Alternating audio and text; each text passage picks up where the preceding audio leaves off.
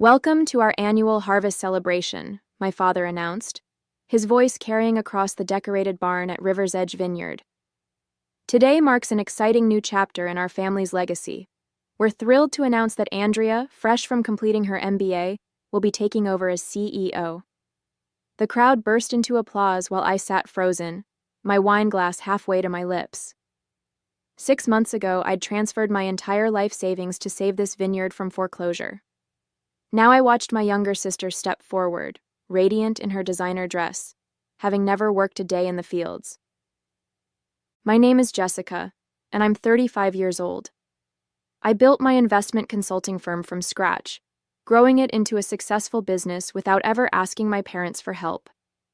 While Andrea was getting her MBA paid for by our parents, I was working 60-hour weeks, learning the real meaning of success.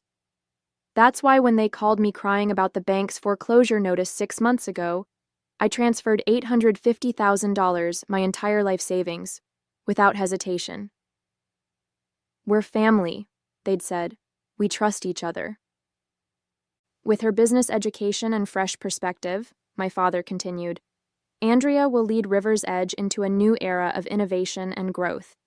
She has the perfect combination of formal education and understanding of our family's legacy.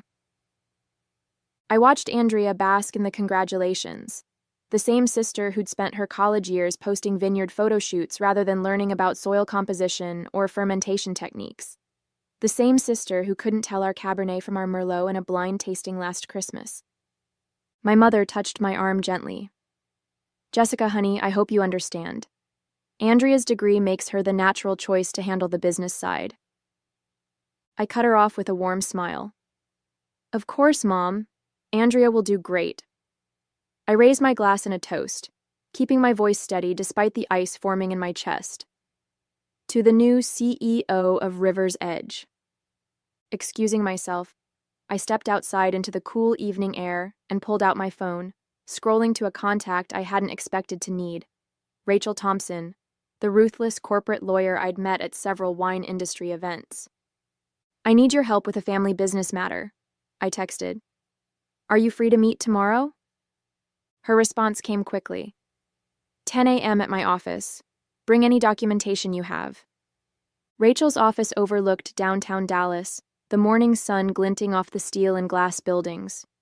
She sat across from me, reviewing the bank statements showing my $850,000 transfer to River's Edge Vineyard's account.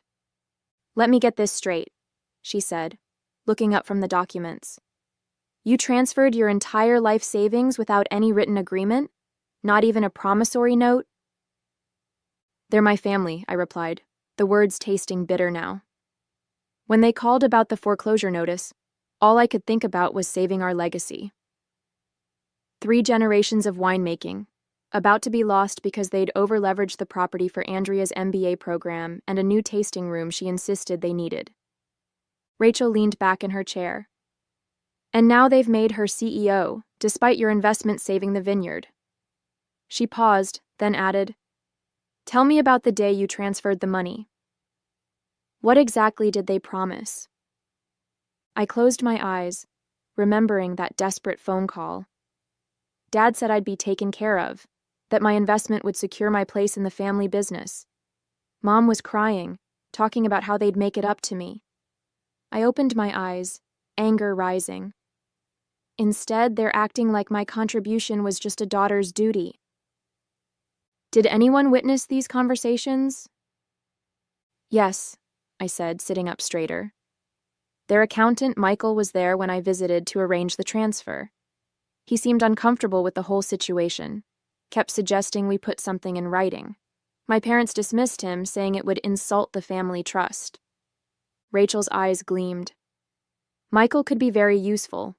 But first, we need to understand your ideal outcome. Do you want control of the vineyard?" I shook my head. "I want my investment back with interest. Let Andrea have her CEO title. I'll start my own vineyard with my money, one they'll have to compete with."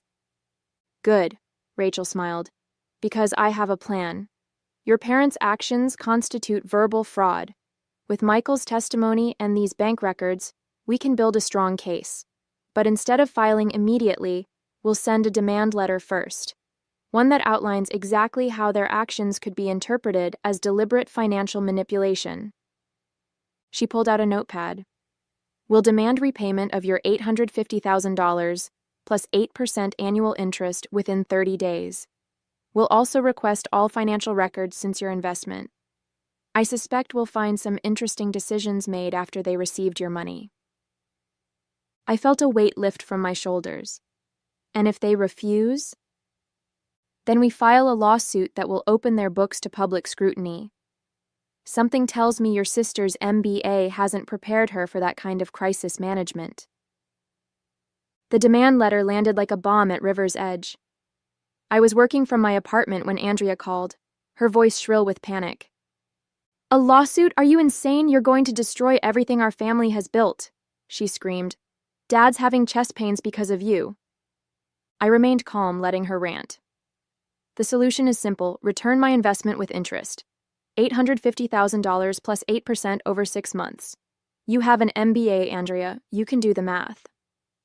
That money went into saving this vineyard, your heritage too. And now you want to bankrupt us to get it back? She paused, her voice turning sly.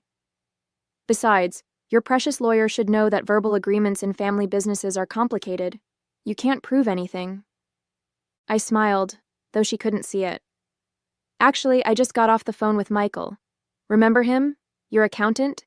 He's given a sworn statement about the day I made the transfer, about how he advised putting our agreement in writing, and how Dad promised me a secured place in the business. The line went silent for a moment. Then, "Hold on. Dad wants to talk to you." My father's voice came through, strained and angry. "Jessica, what are you doing to us? After everything we've done for you?" "Everything you've done for me?" I cut him off. "Let's talk about that. While you paid for Andrea's education, her MBA, her car, her apartment, I built my own life. The only time I asked for anything was when you promised me a future here in exchange for saving the vineyard. We never promised you control. Andrea has the education for this." "I'm not asking for control anymore," I interrupted again. "I'm asking for my money back. Money you took knowing exactly what you planned to do with it." He switched tactics, his voice softening. "Sweetheart, be reasonable. The vineyard doesn't have that kind of liquid capital right now. We'd have to take out another loan. Then I suggest you start talking to banks. You have 25 days left before I file the lawsuit. And Dad, every financial decision made since my investment will be scrutinized, including the new Mercedes Andrea's driving and that vacation you and Mom took to Tuscany last month." I could hear muffled conversation in the background. Then Mom came on the line. "Jessica, please," she begged. "Come over for dinner. We can talk about this as a family." "We're not family right now, Mom. We're business associates in a dispute. Have your lawyer call Rachel with your response." I hung up, my hands shaking slightly.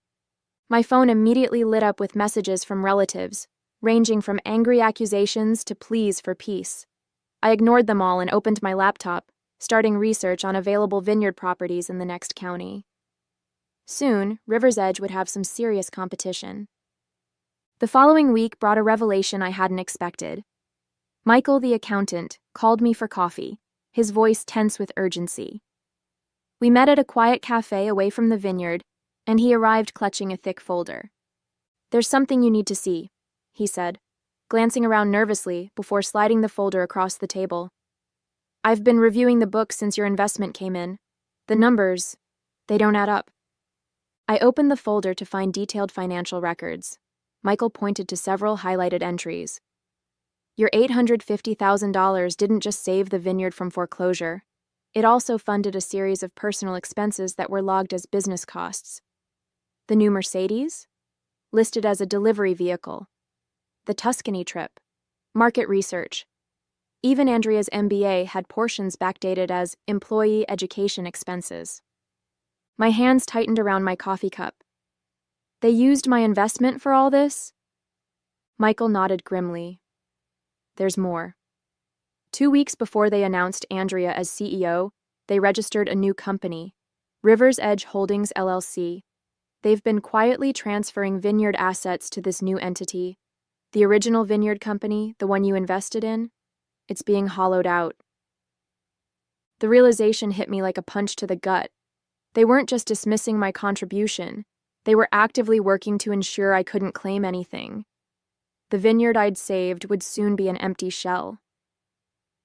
Your lawyer needs to see this, Michael said, his voice dropping lower. But you didn't get it from me. I'm looking for a new job already. I can't be associated with this kind of financial manipulation. I reached for my phone to call Rachel, but it buzzed first with a text from Andrea. Family meeting tonight. Don't bring your lawyer. Last chance to fix this like family. I showed Michael the text. He shook his head. They must have figured out I was looking into the records. They're going to try to convince you to back down. Or threaten me to, I replied, remembering similar family meetings from childhood when Andrea had gotten into trouble. Our parents had always found a way to shift the blame, to make me the unreasonable one for not protecting my sister. I texted back. Any discussion needs to happen with lawyers present.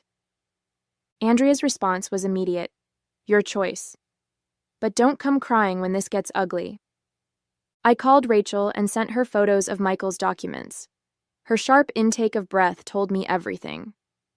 This is exactly what I was looking for, she said. They've committed multiple financial improprieties. We're not just talking about a civil suit anymore. This could lead to criminal charges. I don't want them in jail, I said quickly. I just want my investment back. Then we use this as leverage. I'm drafting an amended demand letter now. Instead of 30 days, they have 48 hours to either return your money with interest or face an investigation that will involve the SEC. The choice is theirs. After hanging up, I sat in the cafe long after Michael left, staring at the damning documents. Part of me felt guilty for what this could do to my family. But another part, the part that remembered every dismissal, every time they'd favored Andrea, every sacrifice I'd made to help them, felt a grim satisfaction. My phone kept buzzing with increasingly frantic messages from my parents and sister.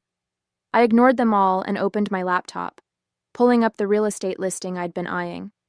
The Marshall Creek property, 200 acres of prime vineyard land just across the valley from River's Edge. Perfect soil composition, excellent sun exposure, and most importantly, a clear view of my family's vineyard. The amended demand letter hit harder than a hailstorm on harvest day. I was in the middle of a virtual tour of the Marshall Creek property when my father burst into my apartment, waving the letter like a white flag of surrender. Criminal charges? He wheezed, his face red. Your own family? I raised you better than this. I minimized the browser window showing Marshall Creek's south-facing slopes. Did you raise me to accept being robbed? Because that's what you did. Took my $850,000 and used it for luxury cars and Italian vacations while plotting to lock me out of the business. We never meant, he started, but I cut him off. Save it. I've seen the financial records. The new LLC, the asset transfers, everything. You didn't just betray me, you tried to make sure I couldn't fight back. I stood up, my voice steady. You have 40 hours left to return my investment with interest, or Rachel files everything with the SEC. His face went from red to pale. You'd destroy your sister's future? She just started as CEO. Andrea's future? I laughed bitterly. What about mine? I earned that money while she was posting Instagram photos from business school. Money you promised would secure my place in the family business. We can still work something out, he pleaded. Maybe Andrea could share the CEO position? A co-leadership arrangement? I shook my head. I don't want to share leadership with Andrea. I want my money back. Every penny, plus interest. Then you'll never have to worry about me competing with your precious CEO again. His eyes narrowed at the word competing. What does that mean? Just then, my phone buzzed. It was the real estate agent handling Marshall Creek. Perfect timing. I answered on speaker. Hi, Jessica, great news. The owner is very interested in your offer. They love your vision for expanding the vineyard's production. When can you meet to discuss terms? I watched my father's face crumple as realization dawned. Marshall Creek wasn't just any property. It was River's Edge's main competition back when my grandfather ran things. Their wine had consistently won more awards until the owner retired and let the vines go fallow. "You wouldn't," he whispered. "Wouldn't what? Start my own vineyard? Use my expertise to compete with the business that stole from me?" I learned everything about winemaking from Grandpa, Dad. Everything. While Andrea was studying business cases, I was studying soil samples and weather patterns. "Your grandfather would be ashamed," he said, trying one last emotional jab. "No, he'd be proud. Proud I'm not letting you and Andrea destroy his legacy with your greed." I turned back to my laptop. "Now, if you'll excuse me, I have a property to buy. Tick-tock on that 40 hours. He left without another word, slamming the door behind him. Within minutes, my phone exploded with messages from Andrea. "How dare you threaten Dad like this? You're just jealous of my success. Mom's crying because of you." I blocked her number and returned to the Marshall Creek listing. The property needed work, but I could see its potential. More importantly, its premium grapes and higher elevation would let me produce wines that would directly compete with River's Edge's best sellers. My phone buzzed again. Rachel this time. "They're scrambling," she reported. "Just got a call from their lawyer. Looks like they're trying to secure an emergency loan." I smiled. Either way, I won. Either I got my money back or I got Marshall Creek, and River's Edge would learn what real competition felt like. With 12 hours left on the deadline, my mother showed up at my office. She carried a thick manila envelope and wore the same expression she'd used whenever playing peacemaker between Andrea and me as children. "Your father's had to be sedated," she said, sinking into the chair across from my desk. "His blood pressure was through the roof. Are you happy now?" I kept my face neutral. "What's in the envelope, Mom?" She slid it across my desk. "The best we can do. We've mortgaged everything we could. There's $600,000 here. That's all the bank would give us. We can pay the rest in installments." I didn't touch the envelope. That wasn't the deal. $850,000 plus interest, all of it, or Rachel files tomorrow morning. "We don't have it," she snapped, her peacemaker facade cracking. "Andrea's been calling every bank in Texas. No one will give us more without wanting to audit the books, and you know we can't allow that now." "Because of what they'd find?" I asked quietly. "Like how you used my investment to pay for Andrea's MBA instead of saving the vineyard? Or how you've been hiding assets in that new LLC?" Mom's face went still. "How did you—" "I have copies of everything, Mom. Every transaction, every transfer, every fraudulent business expense. Did you really think no one would notice?" She leaned forward, switching tactics. "Think about what you're doing. If you file those papers, it won't just hurt us. The vineyard's reputation will be ruined. All those people who depend on us for their livelihood, the workers, the distributors, their families, you'd destroy them all just to spite your sister." "Don't you dare put this on me," I said, my voice hard. "You and Dad chose this path the moment you decided to steal my money. You're the ones who put everyone's jobs at risk, not me." "We didn't steal," she began, but I cut her off. "Let me show you something." I turned my laptop around, displaying the Marshall Creek property listing. Beautiful, isn't it? Premium soil, perfect elevation, and enough acreage to double River's Edge's production capacity. The owner accepts my offer tomorrow morning, unless I get my money back first. Mom's eyes widened as she recognized the property. "You can't. That land, it would destroy us." "Then I suggest you and Andrea get creative in the next 11 hours. Sell her Mercedes. Mortgage the house. Call in favors. I don't care how you do it, but I want every penny back." She stood up shakily. "You've changed, Jessica. You've become hard, cruel." "No, Mom, I've just stopped letting you manipulate me. The money or the lawsuit, those are your only options now." After she left, I called Rachel to update her. "They tried to negotiate," I told her. "Offered partial payment." "Stay firm," she advised. "From what I'm hearing, they're desperate. Their lawyer's been calling banks all day." Just then my email pinged. A new message from the Marshall Creek realtor. Owner eager to close. Can meet first thing tomorrow to sign papers. I smiled and wrote back confirming the meeting. Then I texted Andrea. 11 hours left. Tick-tock. Her response came immediately. You're making a huge mistake. Dad's lawyer says we can tie this up in court for years. I sent back a single photo. The view from Marshall Creek's highest point, looking down over River's Edge's main vineyard. She'd recognize it from all her Instagram photo shoots. Her response was a string of angry emojis. The clock was ticking, and I had them exactly where I wanted them. With just 2 hours until deadline, I sat in Rachel's office reviewing the final paperwork for both scenarios, the SEC filing and the Marshall Creek purchase agreement. The sun was setting over Dallas, painting the sky in shades of red that reminded me of our Cabernet. Their lawyers called 4 times in the last hour, Rachel said, checking her messages. They're scrambling. Someone named James Turner from First Regional Bank has been trying to reach you too. I sat up straighter. James Turner was Andrea's college boyfriend, the one who dumped her for being too high maintenance. He now worked as a loan officer.